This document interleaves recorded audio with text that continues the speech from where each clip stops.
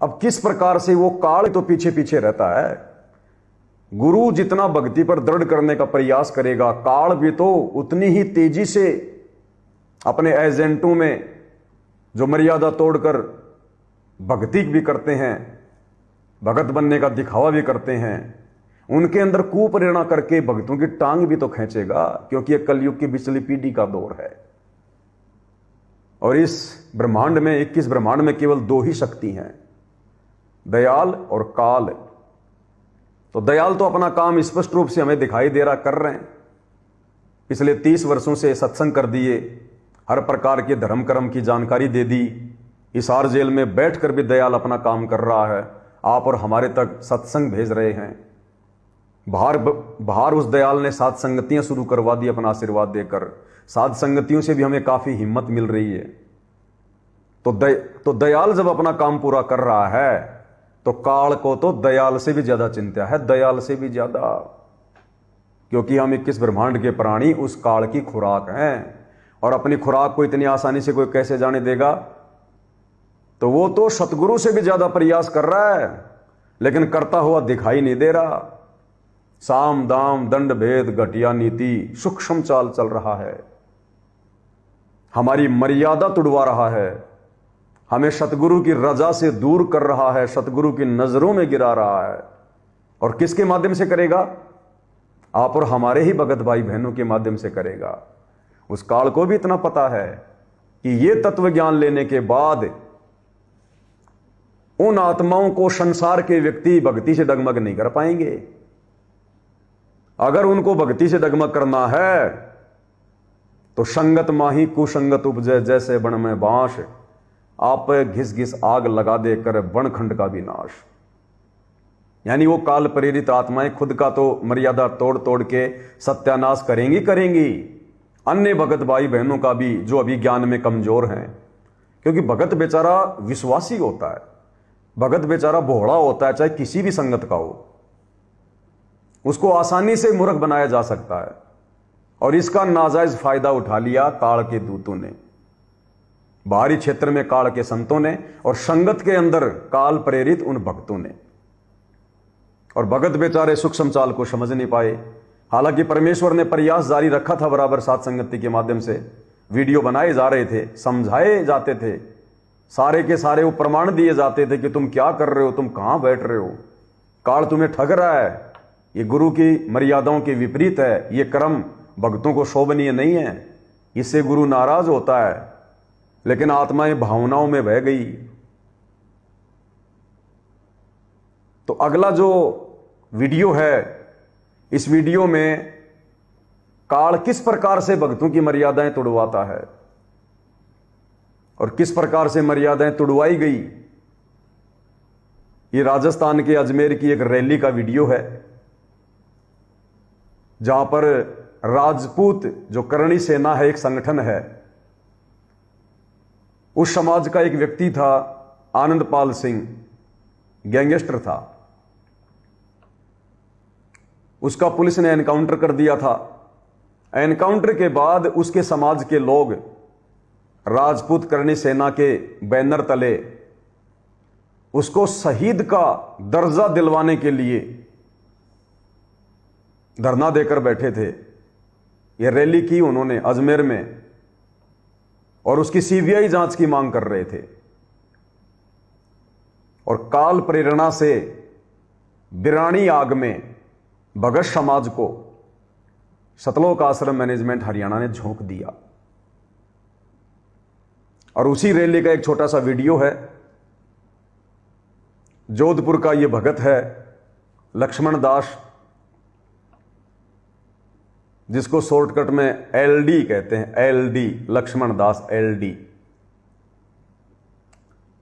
एक बार सोजत पाली के सतलोक आश्रम में जाने वाले कुछ भक्तों ने बताया, क्योंकि पहले वो भगत साथ संगति में जाता था, उसके बाद फिर पहले वो भगत इन आश्रमों में जाया करता था, और साथ संगति की वीडियो देखने के बाद वो साथ संगति से जुड़ गया। तो एक घटना उसकी आंखों के सामने घटित हुई। उसने कहा कि भगत जी, अब वो बातें हमें याद आ रही हैं। मैंने कहा भाई क्या? बोले एक समय हम सोजत आश्रम में थे, और गुरुजी का वीडियो कॉल आ रहा था। तो सबसे पहले तो ये मैन सेवादारी बात करते हैं, बचा खुचा फिर संगत वालों के लिए। तो बोला एक लक्ष्मण दास है। हाँ वो लक्ष्मण दास है भाई, मैं भी मिला था जोधपुर में एक बार उससे। तो वो अपने आप को एलडी कहता है हर जगह, एलडी। तो गुरुजी का वीडियो कॉल आ रहा था और लक्ष्मण दास की बारी आ गई। तो लक्ष्मण दास ने कहा कि गुरुजी एलडी दास का दंडवत प्रणाम। तो गुरुजी ने कहा कि एलडी क्या होता है? गुरुजी ने कहा ये एलडी क्या होता है? बोला जी लक्ष्मण दास है। तो बोला यूं बोलना लक्ष्मण दास है, एलडी क्या होता है ये? बोला जी लक्ष्मण दास है। तो वो ही एलडी है भाई और बहनों, लक्ष्मण दास। काल प्रेरित आत्मा, सतगुरु की मर्यादाओं से कोसों दूर, मान बढ़ाई की भूख, अहंकार, सड़ रहे हैं ये लोग, सड़ रहे हैं और अपने आप को परम भगत समझते हैं। और कितने दोषी बन रहे हैं ये लोग वर्तमान में परमात्मा के, और परमात्मा के मिशन में टांग अड़ा रहे हैं, बाधा उत्पन्न कर रहे हैं, रोड़े बन के खड़े हैं ये लोग और सोच रहे हैं कि हम बहुत ज्यादा परमार्थ का काम कर रहे हैं। वो काम परमार्थ का है या काल की गोद में बैठकर काल का काम आसान कर रहे हो आप लोग? ये तो गुरु का ज्ञान ही निर्णय करेगा, अपने अपने विचार निर्णय नहीं कर सकते। गुरु का ज्ञान, सत्संग निर्णय देंगे इस बात का।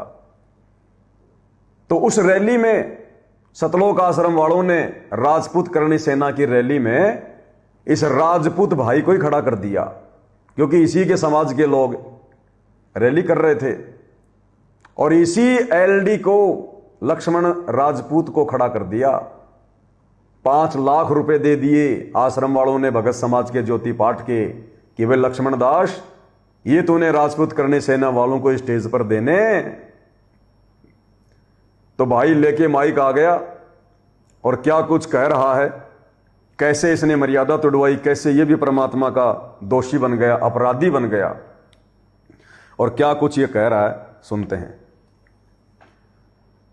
जयपुर में सरकार ने वादा किया था और उसके लिए भी मैं समर्थन पत्र लेके पहुंचा था। क्या कह रहा है कि जयपुर में सरकार ने वादा किया था और उसके लिए मैं समर्थन पत्र लेकर पहुंचा था। किस बात का समर्थन पत्र? एक गैंगस्टर की सीबीआई जांच का, एक गुंडे की सीबीआई जांच का, एक अपराधी की सीबीआई जांच का। अब बताओ कौन से एंगल से ये भगत है जो एक गैंगस्टर की, एक गुंडे की, एक अपराधी की सीबीआई जांच की मांग कर रहा है? ये संतों के लक्षण हैं? ये भक्तों के लक्षण है क्या? ये तत्वदर्शी संत के शिष्यों के लक्षण है क्या? अरे संत का और अपराधी का तो 36 का आंकड़ा होता है, 36 का आंकड़ा। और ये कह रहा है मैं तो समर्थन पत्र लेके पहुंचा था सरकार से, मेरी बात हुई थी। अब बताओ ये भगत है? ये जातिवाद में सड़ रहे हैं। ये लोग तो समाज को देख के चल रहे हैं। क्या जरूरत थी इसको? वो समाज अपना काम करेगा, भगत समाज का अपना काम होता है। जगत और भगत का तो 36 का आंकड़ा हो जाता है इस मार्ग में आने के बाद। और उसके बाद भी अगर जगत और भगत आपस में एक मंच पर हैं, बढ़िया खा पी रहे हैं, बातचीत कर रहे हैं, मिल रहे हैं, इसका मतलब या तो वो जगत वाला भगत बन गया या फिर वो भगत जगत वाला बन गया। तो राजपूत करणी सेना तो भगत बनी नहीं, लेकिन संत रामपाल जी के ये भगत जरूर वापस राजपूत बन गए। कह रहा मैं समर्थन पत्र लेकर पहुंचा था। इतने गर्व के साथ कह रहा है जैसे इसने बहुत बड़ा कोई परमार्थ का काम कर दिया हो, जिसको सुनकर गुरुदेव भगवान बड़े प्रसन्न होंगे, इनाम देंगे। आगे क्या कह रहा है? प्रेस कॉन्फ्रेंस में वो समर्थन पत्र हमने सौंपा था कि फर्जी एनकाउंटर की सीबीआई जांच का संत रामपाल जी के लाखों अनुयायी समर्थन करते हैं। अब बताओ भाई और बहनों, किस बात का समर्थन पत्र लेकर पहुंचा था कि जो गैंगस्टर था आनंदपाल सिंह, जिसका एनकाउंटर हो गया, मैं उसका समर्थन पत्र लेकर पहुंचा था कि वो फर्जी एनकाउंटर था, फर्जी। अब बताओ ये भगत है कि ये भगत सिंह है? इसको क्या पता वो फर्जी एनकाउंटर था? वो तो पुलिस की जांच का विषय है, वो तो सरकारी जांच का विषय है। इसने क्या लेना देना वो फर्जी था कि वो असली था? लेकिन जबरदस्ती बिरानी आग में कूदना इन लोगों की घटिया आदत है। ये सब कुछ काल प्रेरणा से हो रहा है, काल प्रेरणा से। अरे खुद के गुरु की तो सीबीआई जांच तक, खुद के गुरु की तो सीबीआई जांच तक इन्होंने एडी से लेकर चोटी तक का जोर लगा दिया, आज तक नहीं करवा पाए क्या? 2015 से 2016 तक 1 साल तक जंतर मंतर पर ये पड़े रहे।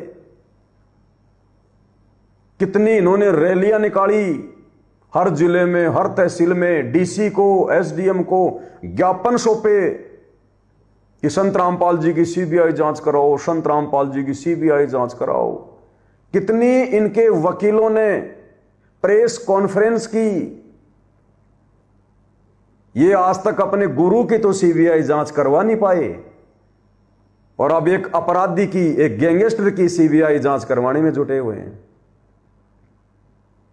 ये हैं भगत। अब ये भगत नहीं है, भगत सिंह बन गए, भगत सिंह। और इसकी इस बात को सुनकर कि मैंने फर्जी एनकाउंटर की सीबीआई जांच के लिए ज्ञापन सौंपा था, और साथ में आप और हम जैसे भक्तों को लपेट लिया कि वहां संत रामपाल जी के लाखों अनुयायियों ने समर्थन किया सीबीआई जांच का। बताओ, आप लोगों से पूछा गया था क्या? अरे जयपुर में जब इसने ज्ञापन दिया तो आप भगत भाई बहनों से पूछा था क्या? संगत वालों से पूछा था क्या कि मैं जयपुर में जा रहा हूं सरकार से बातचीत करने के लिए, ज्ञापन सौंपने के लिए, आनंदपाल सिंह की फर्जी एनकाउंटर की जांच करने का? और झट से संत रामपाल जी के लाखों भक्तों को लपेट लिया, लाखों को। और सारे भगत लपेटे गए, जितने भी वहां रैली में बैठे हुए थे। राजपूत तो मुट्ठी भर थे, बाकी 10, 15, 20 हजार तो सतगुरु रामपाल जी के राजस्थान के भगत थे। और सारे के सारे मूक दर्शक बन के बैठे। इसका मतलब उन्होंने भी समर्थन दे दिया कि हां, हम भी गैंगस्टर की सीबीआई जांच के समर्थन में हैं, फर्जी एनकाउंटर की जांच के समर्थन में हैं। क्योंकि चुपचाप जो सुन रहे हैं, अन्यथा बोलना चाहिए था कि भाई साहब क्या कह रहे हो आपने हमसे कब पूछा था, जो हमारा भी नाम ले दिया कि लाखों भगत, वो भी दोषी हो गए। और वो पीछे से देखना एक मां से, ये भगत एक पीछे, इसके एलडी के पीछे पूरा जोर लगा रहा है, पूरा कंप्लीट सारा जोर लगा दिया इसने जयकारा लगाने में। पता नहीं क्या अमृत वचन बोल दिए इसने। कभी अपने गुरुजी के मुख से सत्संग सुनकर इतना बड़ा जयकारा नहीं लगाया होगा कि वाह गुरुजी वाह, हे मालिक आपने तो छप्पर फाड़ दिया, इतना अनमोल सत्संग कर दिया। इतना जोर इसने एडी उठा के अपने गुरुजी के सत्संगों पर जयकारा लगाया नहीं होगा। और ये फालतू की बातें, बकवाद जो ये कर रहा है एलडी दास है, बेबुनियादी बात, बेतुके की बात है, उसके लिए देखो पीछे कितना जोर लगा रहा है। एक बार देखना भाई और बहनों, इसका रिएक्शन देखो एक बार, कितना जबरदस्त जोर लगा रहा है, देखना। अनुयायी समर्थन करते हैं।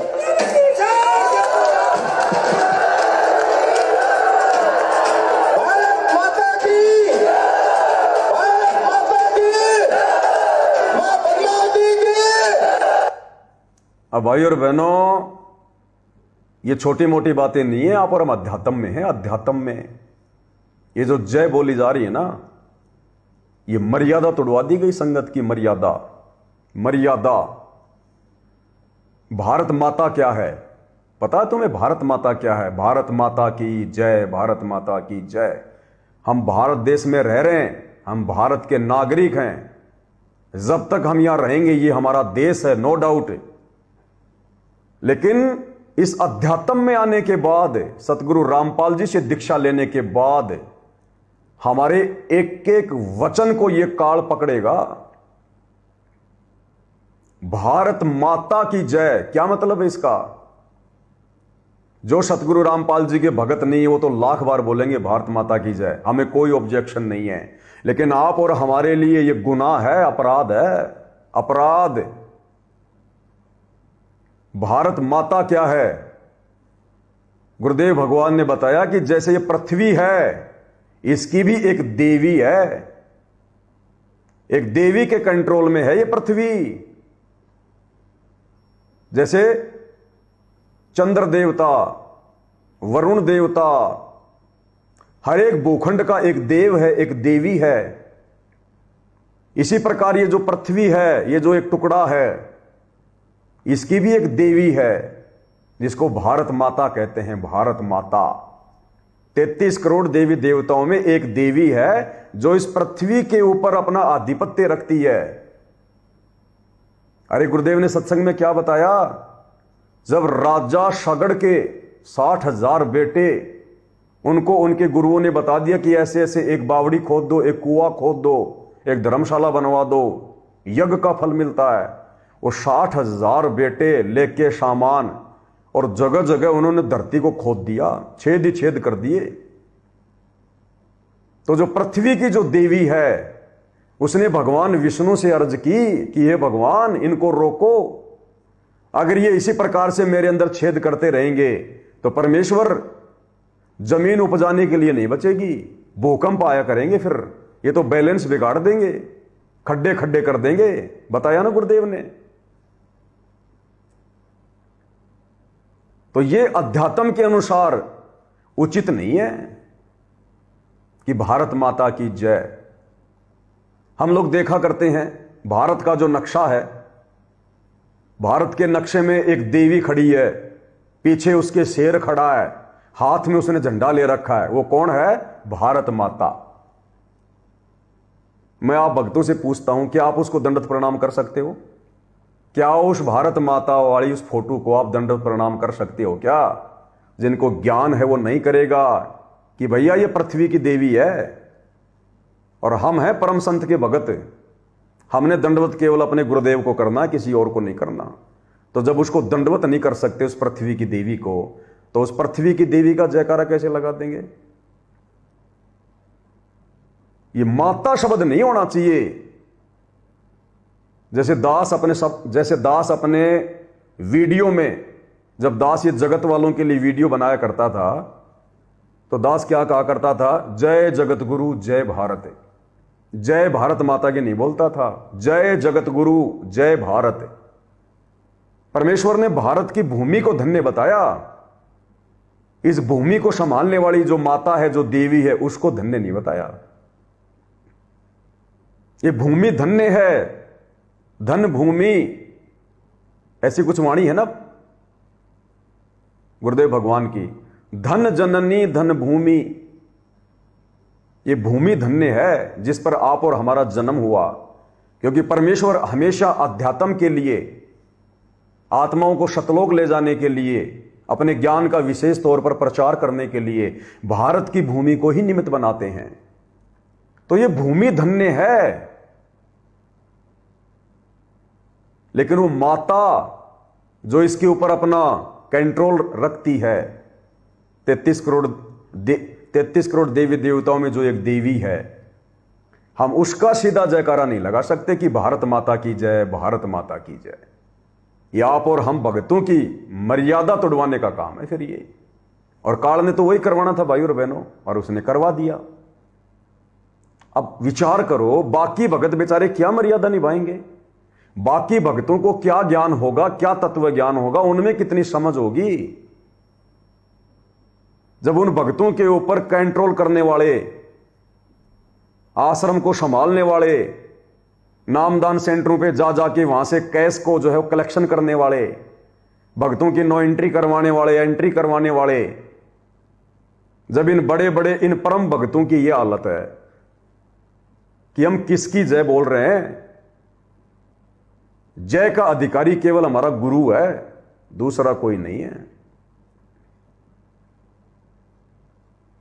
तो बताओ ये क्या कह रहा है? ये भारत माता की जय।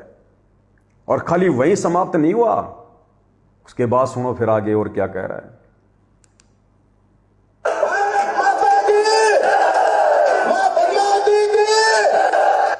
भारत माता के बाद क्या बोल रहा है? मां पद्मावती की जय। अब ये मां पद्मावती कौन है? ये राजपूत समाज की एक वीरांगना है, जो जिंदा ही चिता में कूद गई थी, जल गई थी जब उसका पति युद्ध हार गया। उसने देखा कि मुगल राजा अब तुझे लेकर जाएगा, हवस का शिकार बनाएगा, तो अन्य औरतों के साथ में उसने अपने आप को अग्नि के हवाले कर दिया अपनी इज्जत रक्षा के लिए। वो है पद्मावती। अब ऐसी वीरांगनाएं तो भरी पड़ी है, हिंदुस्तान में भरी पड़ी हैं। आम औरतें आज से 250-300 साल पहले अपने पति के साथ में वो चिता पे जल के मर जाया करती थी, जिसको सती प्रथा कहते थे। गुरुदेव के भक्ति विधान अनुसार हम किसी दो कोटि के जीव की जय नहीं बोल सकते। मां पद्मावती कौन थी? एक स्त्री थी, एक औरत थी, एक राजा की रानी थी। आप और हमारी तरह एक जीव थी, लेकिन ये जोश में होश खोकर काल प्रेरणा से, क्योंकि ये लोग तो मर्यादाओं के आसपास भी नहीं है, ना इनको पता कि हमने क्या बोलना चाहिए, हम जो बोलेंगे आगे चल के उसका क्या असर होगा, मर्यादा टूटेगी या बचेगी। लेकिन अपने समाज के लोगों में अपनी प्रभुता को कायम रखने के लिए कि मैं अभी भगत नहीं बना, अभी मैं राजपूत समाज का हिस्सा हूं, मेरे लिए वो राजपूत समाज के महापुरुष बस वही मेरे लिए महान हैं, जय जयकार के योग्य हैं। क्या कह रहा है? मां पद्मावती की जय। ये बाकी संगत ने विचार करना चाहिए। देखो, काल कुछ आत्माओं को निमित्त बनाता है, जैसे सतगुरु निमित्त बनाता है,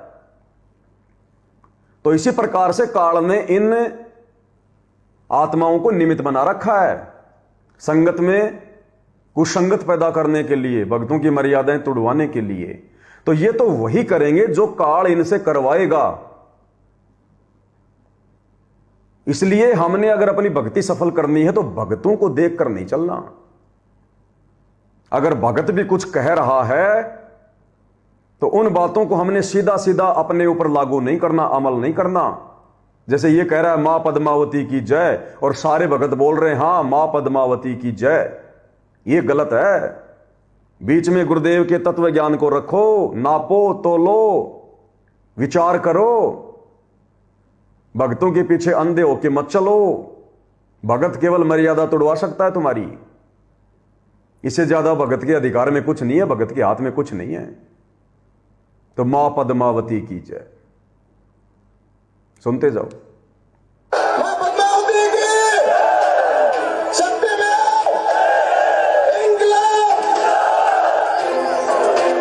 अब बताओ, ये इंकलाब जिंदाबाद ये भगतों के नारे हैं या फिर ये भगत सिंह का नारा था? अरे इंकलाब जिंदाबाद। क्या आवश्यकता पड़ गई भाई? आज भारत को अंग्रेजों ने अपने अधिकार में ले रखा क्या, जो तुम उनसे लड़ाइयां लड़ रहे हो? अरे ये तो उस समय बोला करते थे लोगों में जोश पैदा करने के लिए। अरे भगत का काम किसी के अंदर जोश पैदा करना होता है क्या? ये हाल है भाई और बहनों इन लोगों का। ये भगत नहीं है, ये भगत सिंह बन चुके हैं, भगत सिंह।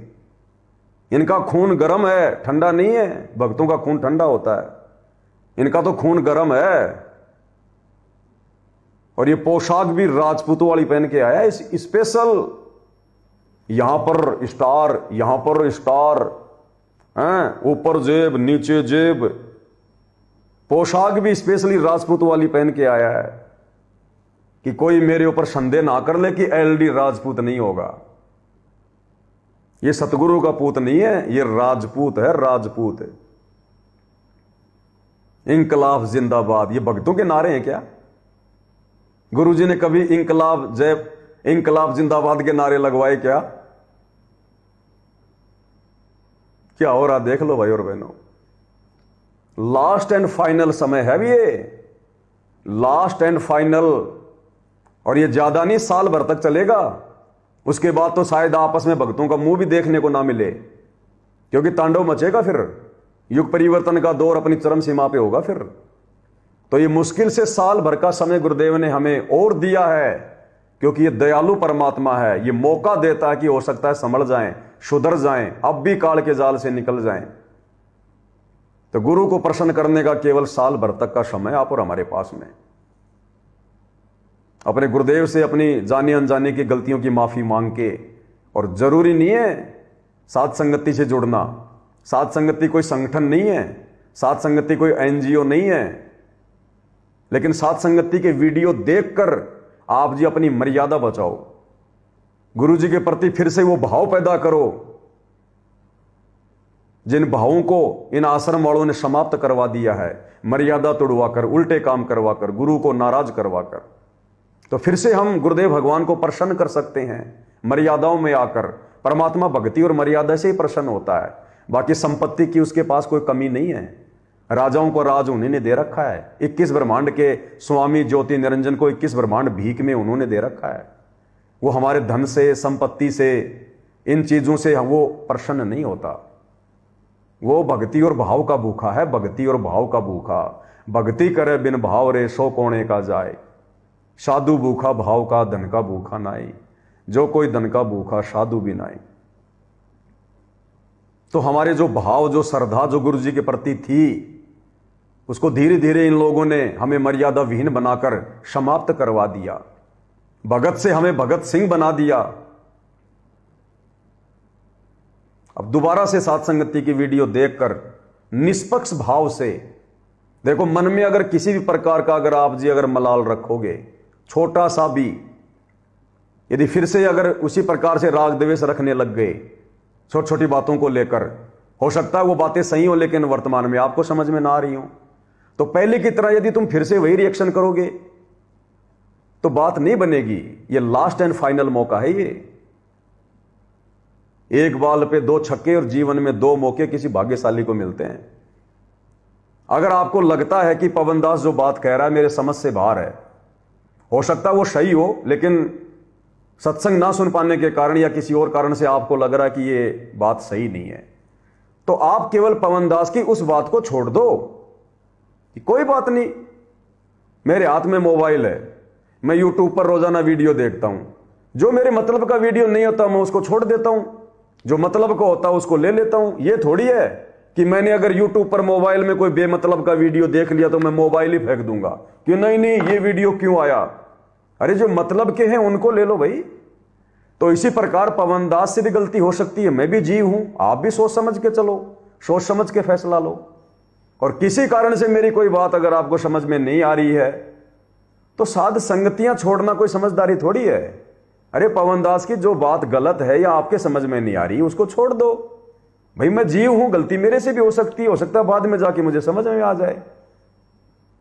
तो उस गलती के कारण हमने साथ संगति थोड़ी छोड़नी है, बस पवन दास की उस बात को छोड़ दो जो हमें वो गलत लग रही है, और बाकी बातें जो अच्छी हैं उनसे हम शिक्षा ले सकते हैं, तभी तो हम भगत बनेंगे।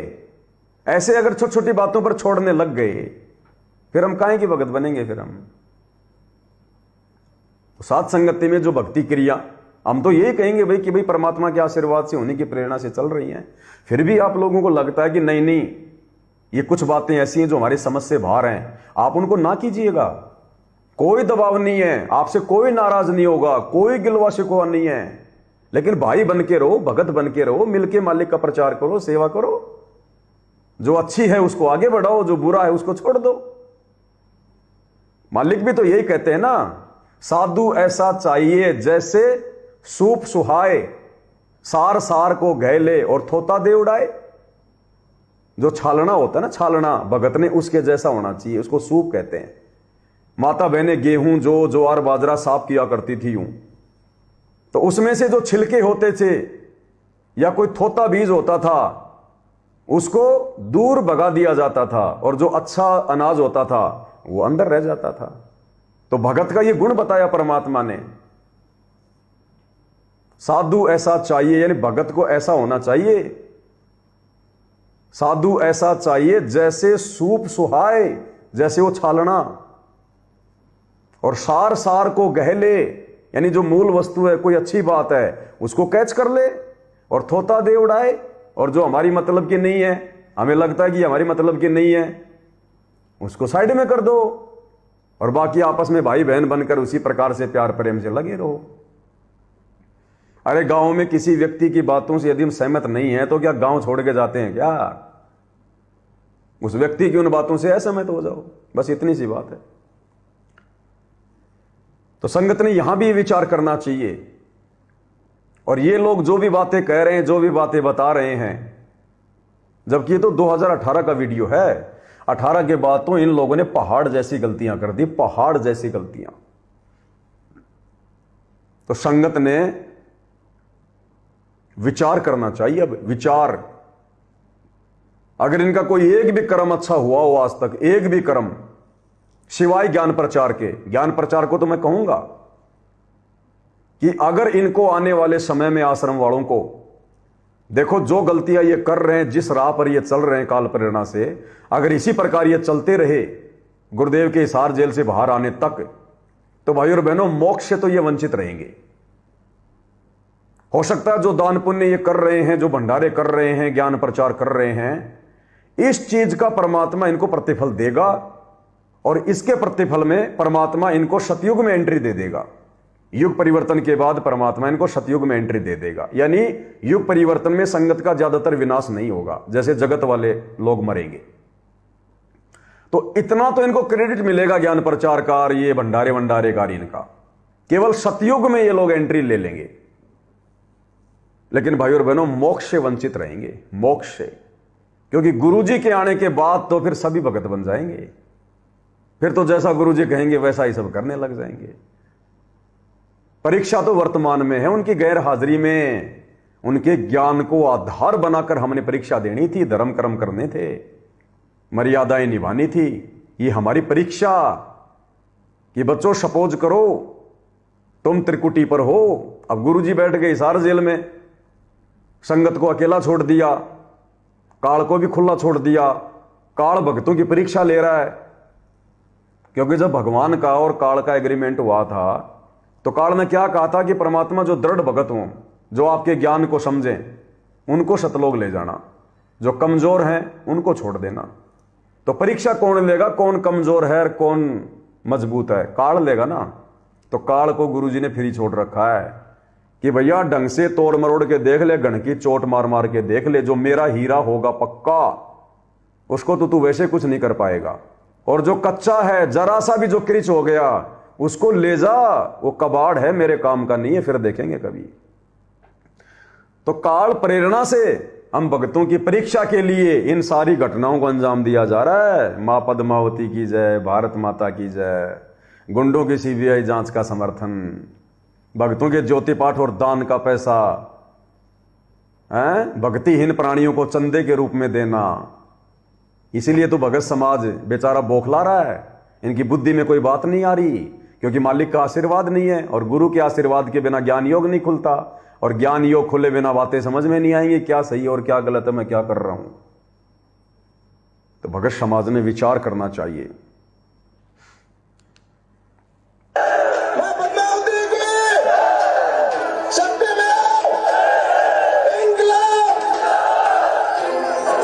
हमारे संत रामपाल जी के लाखों अनुयायियों द्वारा एक सहयोग की राशि दादा सुखदेव सिंह जी को पेश कर रहे हैं। ऐसे कर्म फोड़े जाते हैं भाई और बहन, ऐसे कर्म फोड़े जाते हैं। हमारे संत रामपाल जी महाराज जी के लाखों अनुयायियों के द्वारा एक सहयोग की राशि दादा सुखदेव सिंह गोगा मेडी को दी जा रही है। और ये देखो पीछे जो भाई खड़ा है, ये इसके साइड में ये थैली से 5 लाख रुपए निकाल रहा है, नगद 5 लाख रुपए, 5 लाख रुपए नगद राशि, और सबको शामिल कर लिया कि हमारे सतगुरु रामपाल जी के लाखों अनुयायियों के द्वारा। कोई खड़ा होकर नहीं बोला ना कि भगत जी हमसे कब पूछा आपने, गुरुजी ने तो मना किया है इस प्रकार से किसी को चंदा देना, और ये तो जगत वाले हैं और वो राजपूत, ये तो रात को जब तक शराब ना पिए, कोई मुर्गा ना खाएं, इनको नींद नहीं आती। ये तो राजनीति के लोग हैं, ये तो भक्ति से कोसों दूर हैं। आप हमारा नाम क्यों ले रहे हो? हमने कब कहा आपको? एक भी माई के लाल ने सवाल नहीं किया खड़ा होके, और नहीं किया इसका मतलब सहमति हो गई, और सहमति हो गई तो काल ने सबके सिर पे दंड रख दिया, वो उसी अनुपात में सबके सिर पर सबको दोषी बना दिया। ऐसे ठगता है, एक को खड़ा करके लाखों को ठग लिया, एक को खड़ा करके लाखों को, और 5 लाख रुपए दिए जा रहे हैं। ध्यान से देख लो।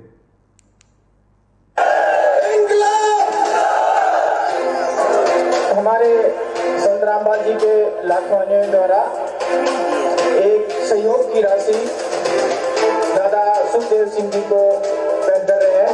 5 लाख का सहयोग दादा सुखदेव जी को भेंट कर रहे हैं। 5 लाख रुपए का सहयोग दादा सुखदेव जी को भेंट कर रहे हैं। अपनी माता बहनों के गहने बेचकर नहीं लाए पैसे, अपने बुजुर्गों की जमीन बेच के नहीं लाए, मकान बेच के नहीं लाए। आप और हमारे जैसे बेचारे भोले भाले भक्तों का गुरुजी की आड़ में लूटा गया ज्योति पाठ और दान का पैसा। अरे वो पैसा चलो अगर भंडारे में लगे, आश्रम में लगे, भगत भाई बहनों की मदद में लगे तो चलो फिर भी ठीक है। ये ऐसे लुटाए काल ने, ऐसे हमारे कर्म फोड़े, दे दिए राजपूत करणी सेना को भक्तों के ज्योति पाठ और दान का 5 लाख रुपया। अब वो राजपूत क्या करेंगे? राजनीति में लगाएंगे। उल्टे सारा दिन उल्टे कामों में भागते रहते हैं, गाड़ियां ले लेके उनमें डीजल डलाएंगे, पेट्रोल डलवाएंगे, होटलों का किराया देंगे, शराब पिएंगे, मांस खाएंगे। वो भी दोषी बन रहे हैं, और संगत उनसे कहीं ज्यादा दोषी बन रही है, उनसे कहीं ज्यादा दोषी। और देखो फिर अभी साल भर पहले जिस सुखदेव सिंह गोगामेडी को 5 लाख रुपए दिए गए थे, वो भी दोषी बन गया, और जयपुर में उसके घर पर उसको गोलियों से भून के मारा गया, गोलियों से भून भून के। तो सोचो इन अंध भक्तों की क्या हालत होगी फिर आने वाले समय में। वो तो जगत वाला था, उसको तो ज्ञान नहीं था, वो तो ले सकता है, लेकिन इन्होंने क्यों दिए? ये तो भगत थे, इनको तो ज्ञान था। गुरुजी ने कहां पैसा देना है, किसको देना है, किसको नहीं देना है, गुरुदेव ने तो सब कुछ बता रखा है कि कुपात्र को दिया गया दान नुकसान देगा। अब ये कुपात्री तो थे राजपूत करणी सेना वाले, सुपात्र केवल सतगुरु है। तो सुखदेव सिंह गोगामेडी के तो फोड़ दिए कर्म, वो तो गोलियों से भुना गया साल भर पहले, उसकी तो मौत हो गई। अब इनके पास भी थोड़ी बहुत भक्ति शेष है, अभी इनके पास अभी थोड़ी बहुत भक्ति शेष है, इनकी बैटरी चार्ज है। लेकिन सतगुरु के विरुद्ध कुकर्म जो कर रहे हैं, संगत को काल की गोद में बैठा रहे हैं, तो सतगुरु से जो पंगा लेगा उसकी बैटरी तेजी से खर्च होती है। तो हमें तो इस बात की चिंता है कि आने वाले समय में इन महापुरुषों का क्या होगा, इस भगत सिंह का क्या होगा, इसके जैसे अन्य आश्रमों में बैठे हुए उन परम भक्तों का क्या होगा, जो तरह तरह की बकवादों को जन्म देकर भगत समाज की दिन रात मर्यादाएं तोड़वा रहे हैं। तो ये 5 लाख रुपए भगत समाज का, अब खुद विचार करो आप लोग, बालक नहीं हो, कलयुग की बिचली पीढ़ी है, भगवान ने शिक्षा इसीलिए दी है, ऊपर से तत्व ज्ञान। अब भी अगर हम गधे बन के जिएंगे तो धिक्कार है फिर ये भक्ति ग्रहण करने का। फिर कौन से दिन समझेंगे हम, जब हम यहीं पर ठगी के शिकार हो रहे हैं, तो त्रिकुटी पर हम कैसे परीक्षा में पास होंगे? काल इन्हीं भक्तों का रूप बना के ऐसी वहां पर सभा लगा के और ठग लेगा तुम्हारे को वहां भी। ये तो पता चलेगा ही नहीं कि हम त्रिकुटी पर आ गए। परमात्मा ऐसी परिस्थितियां पैदा कर देगा, पता ही नहीं चलेगा हम त्रिकुटी पर हैं। क्या पता ये जो अजमेर की रैली थी ये त्रिकुटी ही थी, ऐसे ही वहां नहीं पता चलेगा, और ठगी की शिकार परमात्मा रिजेक्ट कर देगा। क्या पाया फिर आपने? क्यों इतना संघर्ष किया, क्यों इतने सत्संग सुने, क्यों इतना दान पुण्य किया, जब मर्यादाओं का ख्याल नहीं रखा तो। इसलिए सतगुरु रोता है सत्संगों में, इसलिए सतगुरु दुखी होता है, वो अंतर्यामी है। हमारी हर हरकत सीसीटीवी कैमरे की तरह उनकी नजरों में है। इसलिए ये सतलोक आश्रम वाले परमात्मा के सबसे बड़े अपराधी हैं, सबसे बड़े दोषी हैं। और संगत ने भी विचार करना चाहिए। दोष संगत को भी लग रहा है, क्योंकि गुरुदेव भगवान ने अगर परीक्षा ली है, जेल गए हैं, पीछे से पूरा कोर्स करवा के गए हैं, धर्म कर्म की, लाभ हानि की, अच्छे बुरे कर्म की सारी जानकारी देकर गए हैं। आप ये नहीं कह सकते कि गुरुजी हमें पता नहीं था। तो दोषी संगत भी बन रही है। 5 लाख रुपए दिए जा रहे हैं। सहयोग की राशि दादा सुखदेव सिंह जी को भेंट कर रहे हैं। 5 लाख का सहयोग दादा सुखदेव जी को भेंट कर रहे हैं। मैं बता देता हूँ, रामपाल जी को सीबीआई की जांच, वो भी हमारे लिए आनंदपाल जी जैसे ही न्याय की लड़ाई है। अब ये भाई राजपूत समाज का है। अब 5 लाख रुपए जैसे आश्रम वालों ने निकाले, घोषणा की, इनको जोश आ गया, जोश, खून गर्म हो गया कि हमें तो कोई 5,000 रुपए भी नहीं देता इस प्रकार से, और इन्होंने 5 लाख रुपए दे दिए। खून गर्म हो गया, कंठ पे दुर्गा बैठ गई। और क्या कह रहा है, हमारे लिए संत श्री रामपाल जी की सीबीआई जांच भी उतना ही महत्व रखती है जितना आनंदपाल की। अरे पहले अपने आनंदपाल की तो करवा ले भाई, संत रामपाल जी की तो बाद में देख लेना। लेकिन वो 5 लाख रुपए का जोश बुलवा रहा है, कुछ भी बोल दे। और देखो ना कितना जोर लगाएगा, कितना जोर लगा रहा है। 5 लाख रुपया भैया कितना जोर लगवा देता है।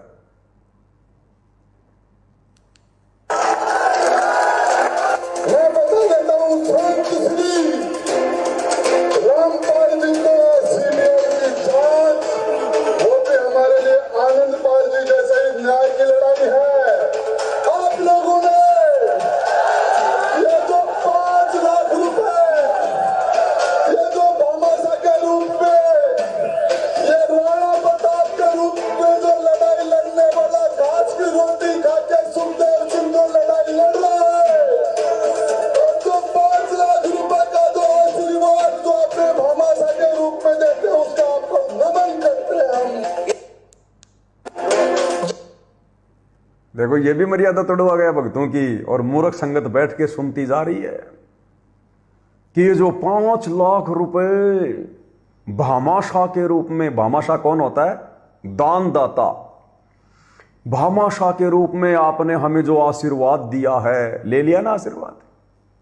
काल ने आशीर्वाद दिलवा दिया संगत से राजपूत समाज वालों को कि आपने जो ये 5 लाख रुपए की राशि भामाशाह के रूप में, आशीर्वाद के रूप में, महाराणा प्रताप की तरह घास की रोटी खाकर संघर्ष करने वाले दादा सुखदेव सिंह गोगामेड़ी को दिए हैं, ये आपका आशीर्वाद है।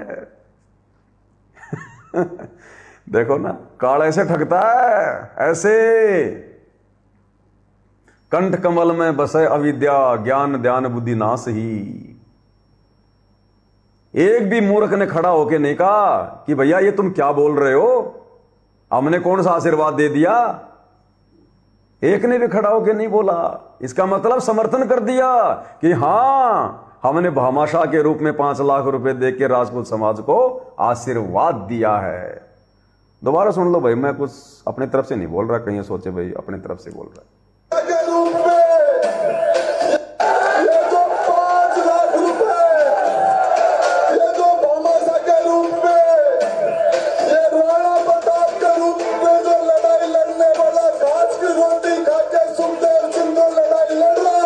अब सुनना, जो 5 लाख रुपए का जो आशीर्वाद जो अपने भामाशाह के रूप में देते हैं, उसका आपको नमन करते हैं हम। 5 लाख रुपए का जो आशीर्वाद आपने दिया है भामाशाह के रूप में, हम आपको नमन करते हैं। और कह रहा है संत श्री रामपाल जी की सीबीआई जांच की लड़ाई हमारे लिए उतनी महत्व रखती है जितनी आनंदपाल की। कभी आपने इस भाई का मुंह नहीं देखा होगा दोबारा संत रामपाल जी की सीबीआई जांच के लिए कहीं पर कोई रैली करते हुए? आया कोई राजपूत समाज का एक भी आदमी कभी? अरे आया क्या कभी कि हम भी संत रामपाल जी की सीबीआई जांच का समर्थन करेंगे? तुम लोगों ने भी किया था। समाज का काम होता है केवल खाके डकार भी नहीं मारते लोग, डकार भी। काल ने तुम्हारी मर्यादा तोड़वानी थी बस, वो काम का काल पूरा हुआ। अब भाड़ में जाओ सीबीआई जांच और संत रामपाल जी इन लोगों की नजरों में। ये सूक्ष्म चाल होती है भाई और बहनों, काल की सूक्ष्म चाल है। इसलिए सतगुरु आकर हमें इतना ज्ञान देते हैं। ये तत्व ज्ञान यानी विशेष ज्ञान है ये। अरे लोग तो सामान्य ज्ञान लेकर भी अपने आप को नहीं ठगाते। इन राजपूतों ने तुम लोगों को ठग लिया, मर्यादाओं से भी और धन से भी। इनके पास तो कोई तत्व ज्ञान नहीं है। सामान्य ज्ञान लेकर भी ये लोगों ने तुम्हें ठग लिया और मर्यादाओं से ठग लिया, और तुम्हारे पास तत्व ज्ञान है और तुम ठगे गए। कलयुग की बिचली पीढ़ी है। काल और दयाल का जबरदस्त युद्ध चल रहा है, जबरदस्त। इसलिए परमात्मा कहते हैं ये संसार विघन की घाटी, यानी ये झंझटों का सारा खेल। ये संसार विघन की घाटी। घाटी होती है जैसे पहाड़ों के अंदर से जो रास्ता होता है ना, उबड़ खाबड़ ऊंचा नीचा घाटी, जिसमें बड़ी मुश्किल से लोग अपनी गाड़ियां लेकर निकलते हैं, कई लोग नीचे गिर जाते हैं, उसको कहते हैं घाटी। और विघन यानी मुश्किलों की, संकटों की। तो गुरुदेव कहते हैं भैया ये जो भक्ति मार्ग है ना, ये विघन की घाटी है। ये दुनिया विघन की घाटी है। काल ने हर तरफ अपना जाल फैला रखा है, इससे कोई बिरला भगत निकलेगा। ये संसार विघन की घाटी, कोई निकलेगा बिरला सूर, कोई बिरला भगत होगा जो इस तत्व ज्ञान रूपी अस्त्र शस्त्र के सहारे ये लड़ाई जीत पाएगा। इसलिए परमात्मा कहते हैं माया पतंग, माया दीपक नर पतंग, माया दीपक नर पतंग, भरम भरम भटकंत। और कहे कबीर सतगुरु ज्ञान से कोई एक आद उबरंत। ये परमेश्वर की वाणी है, पाठ प्रकाश की वाणी है ये। माया दीपक नर पतंग भरम भरम भटकंत, यानी काल भ्रमणाओं में भटकाएगा, बात बात पे भ्रमित करेगा। और कहते हैं इस भ्रमणा से, कहे कबीर गुरु ज्ञान से एक आद उबरंत। कुछ ही आत्मा होंगी जो यहां से अपना पीछा छुड़वाएंगी, अन्यथा ये सारे के सारे फंसे पड़े हैं। ये तोते हैं, तोते।